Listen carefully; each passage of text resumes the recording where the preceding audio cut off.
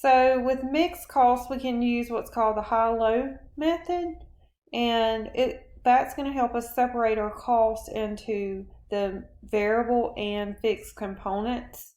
You're going to take your highest and lowest activity levels and take their related costs to estimate the variable cost per unit and the fixed costs. So here we have a 5-month period. So our relevant range is the units produced between June and October, and the number of units produced is the activity base. I'm reading this down at the bottom. So you're going to take your highest month, which would be your 2100, and your lowest month, which would be your 750. So here it is, and here's the associated costs between those. Take the difference between the highest and lowest units and their associated costs. Take the difference there. So the total fixed cost does not change with changes in production. So the $20,250 difference in the total cost is the change in the total variable cost. So we're going to take the difference in the total cost, which is what we got right here, the $20,250, and we're going to divide by the difference in the units produced, which is 1,350.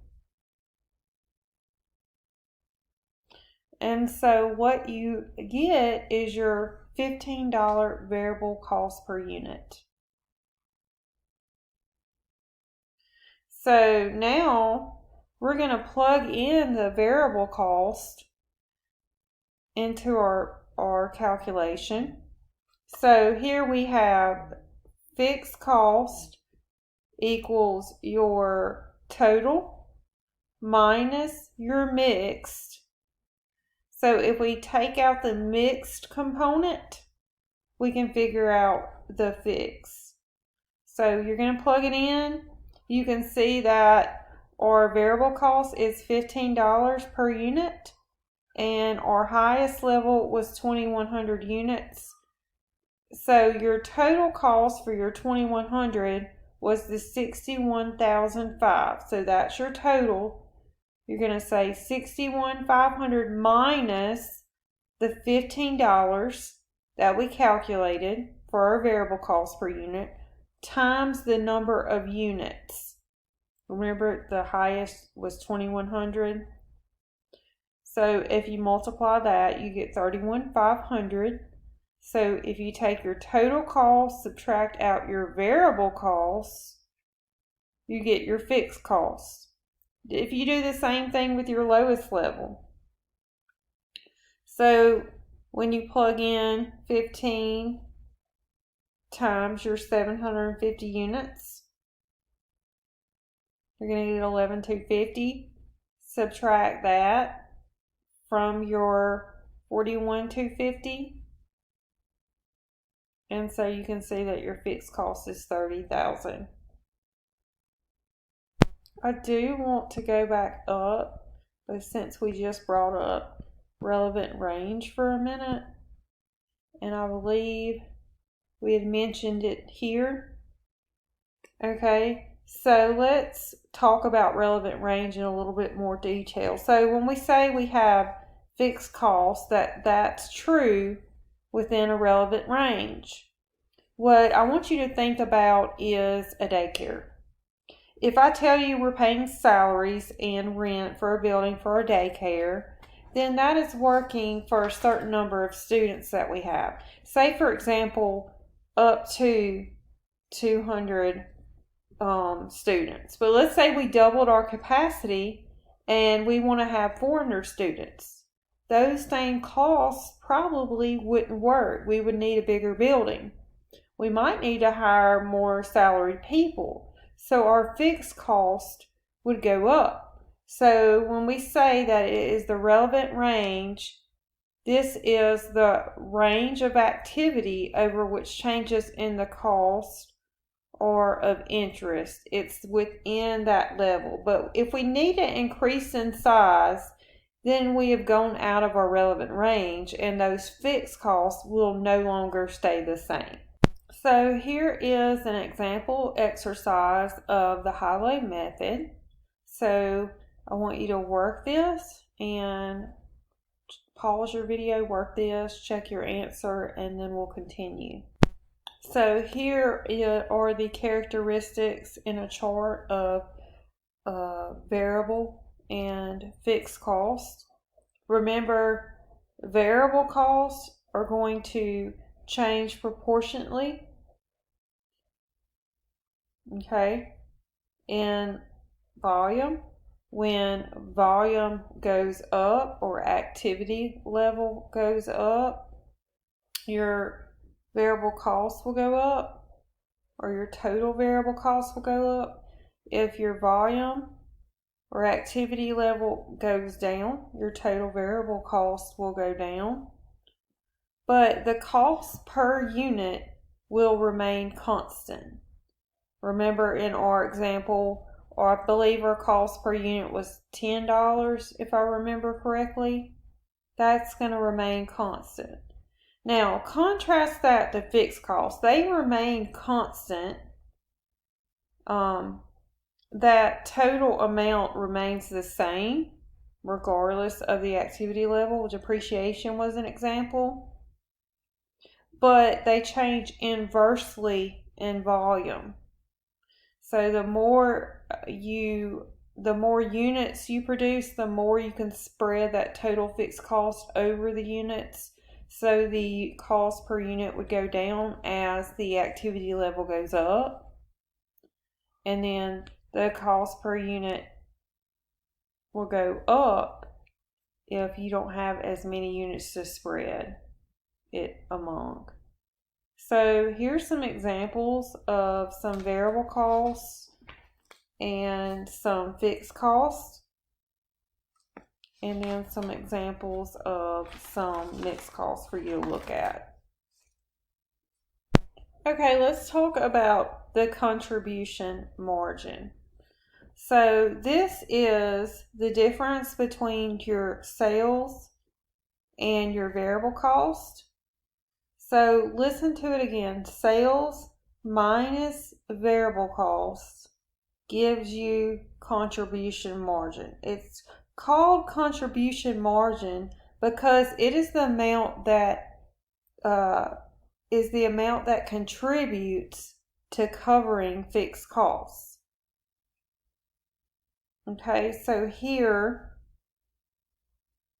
the sales revenue, you have your sales price per unit, your variable cost per unit, and your fixed cost. And this is for Lambert Incorporated. So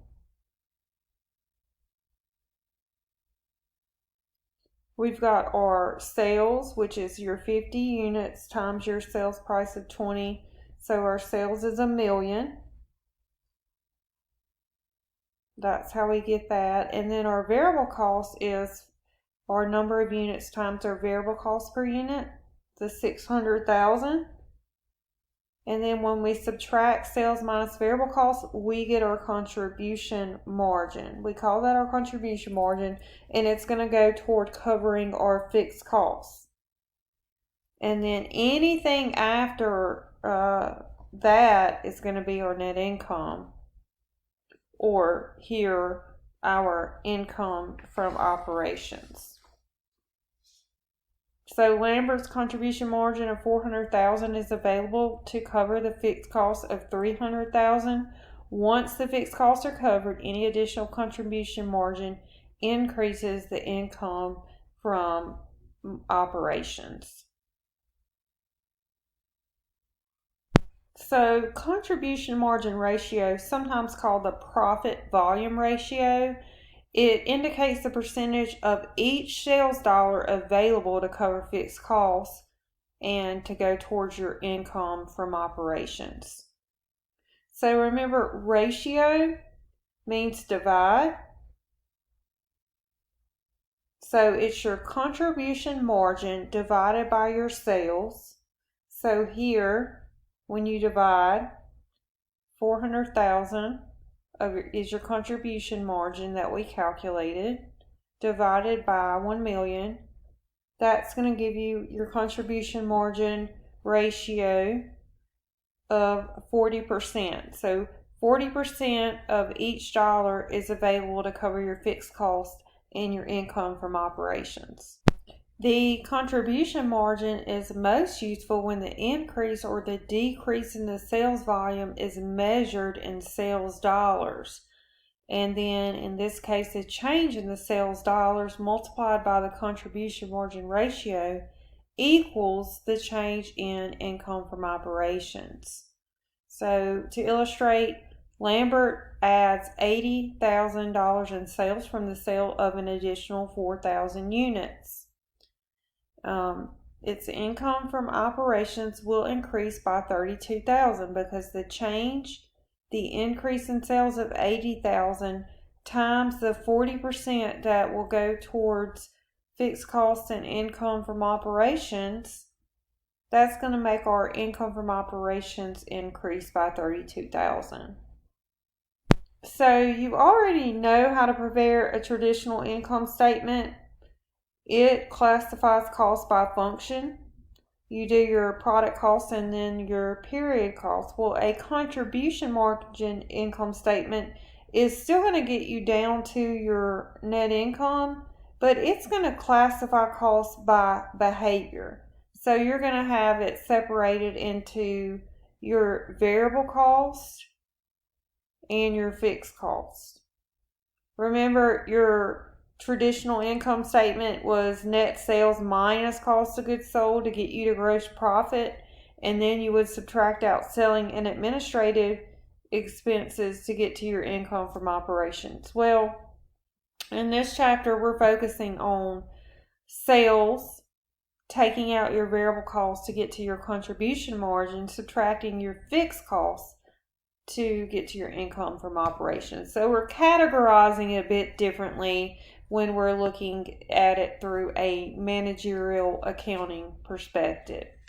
The contribution margin can be expressed as a unit amount, and this is useful for analyzing the profit potential of proposed decisions. So it's your sales price per unit minus your variable cost per unit. So our sales price is $20. Our variable cost per unit is $12. So the contribution margin is $8 per unit.